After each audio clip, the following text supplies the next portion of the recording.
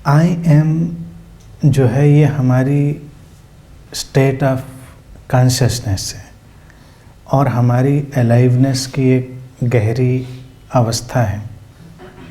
प्रेम का यही चार्म भी है। अगर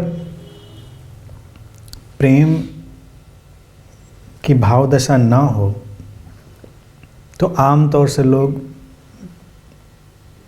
डेड, जड़ अनुभव करते हैं अपने आप को। उनके अंदर अलाइवनेस नहीं होती, ज़्यादातर ऐसा ही होता है।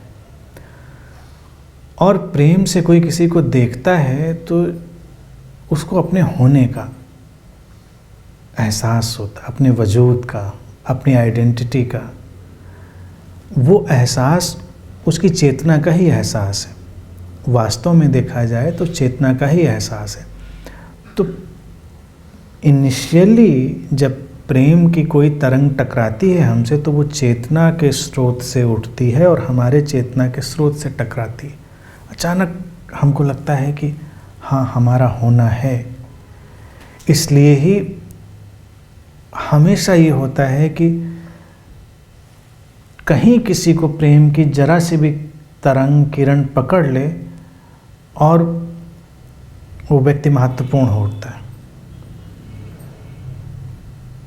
उसको लगता है कि इस पूरी दुनिया में हमारे होने का भी कोई मतलब है, मैं भी हूँ।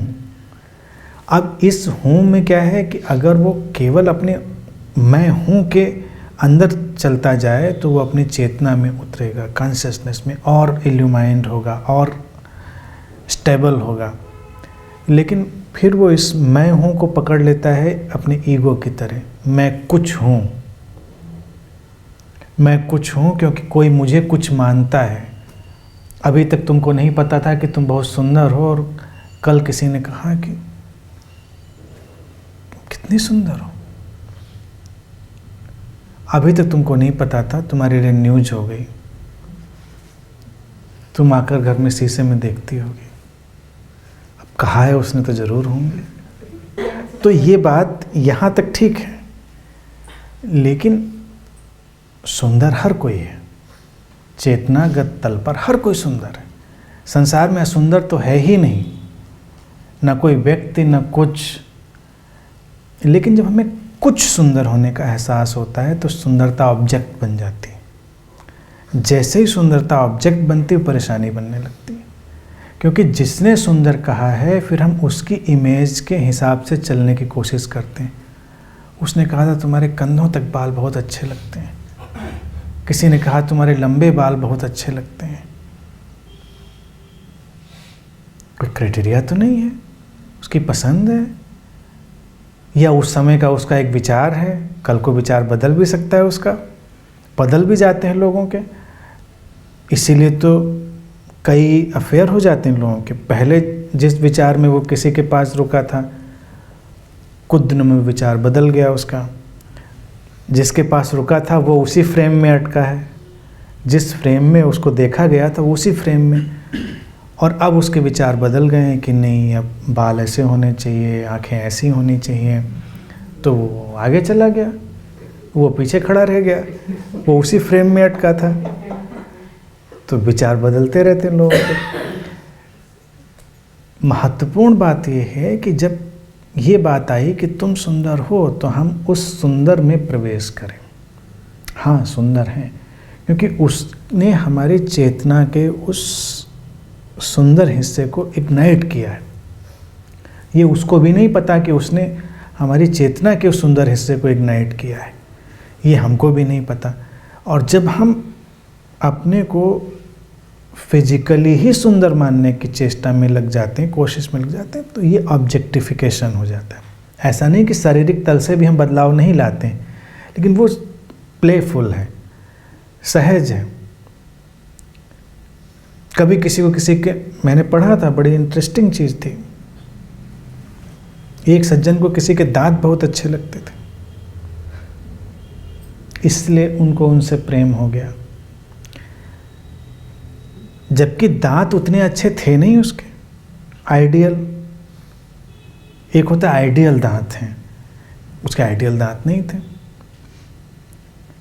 अब उसके लिए बड़ी मुश्किल हो गई कि उसने कहा था कि दांत तुम्हारे जैसे दांत किसी के नहीं। इन बातों को कभी लिटरल नहीं लेना चाहिए, शब्द से नहीं लेना चाहिए। अक्सर प्रेमी लोग ऐसे ही बात करते हैं। उसको कुछ लगा है और वो कुछ कहना चाहता है तो वो कुछ कहता है। जैसे कभी कभी कुछ लोग शारीरिक बनावट में भी सचमुच में ऐसे होते हैं कि उनकी बहुत सारी बातें कही जा सकती हैं। वो ऐसे नाम पे हैं कि उनकी आंखें भी अच्छी हैं, उनके बाल भी अच्छे हैं, जो ढांचा हमने एक्सेप्ट कर रखा है, तो उनकी तारीफ़ करने में कोई अड़चन नहीं होती, बड़े आसानी से एक्सेप्ट भी हो जाती हैं।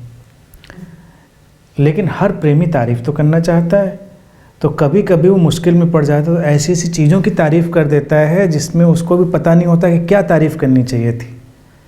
तो वैसे में ही ये दांतों की तारीफ़, कानों की तारीफ़, नाकों। अब कोई कहता है तुम्हारी मछली जैसी आंखें हैं, बहुत सुंदर हैं। मछली कौन सी सुंदर होती है? अब मछली किसी को सुंदर लगती हो तो लगती हो।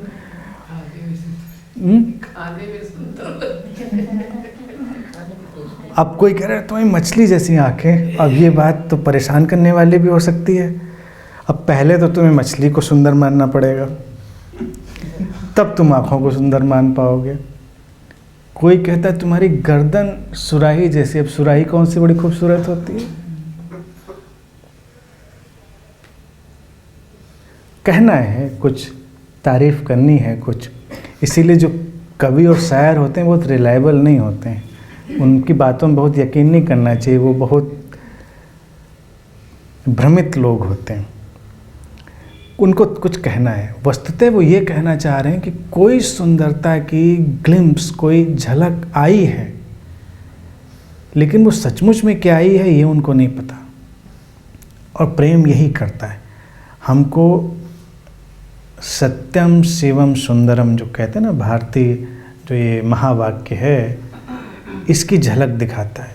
कुछ सुंदर, कुछ हमारे अंदर शुभ, कुछ हमारे अंदर ऐसा ट्रुथ, वो हमारे होने का एहसास।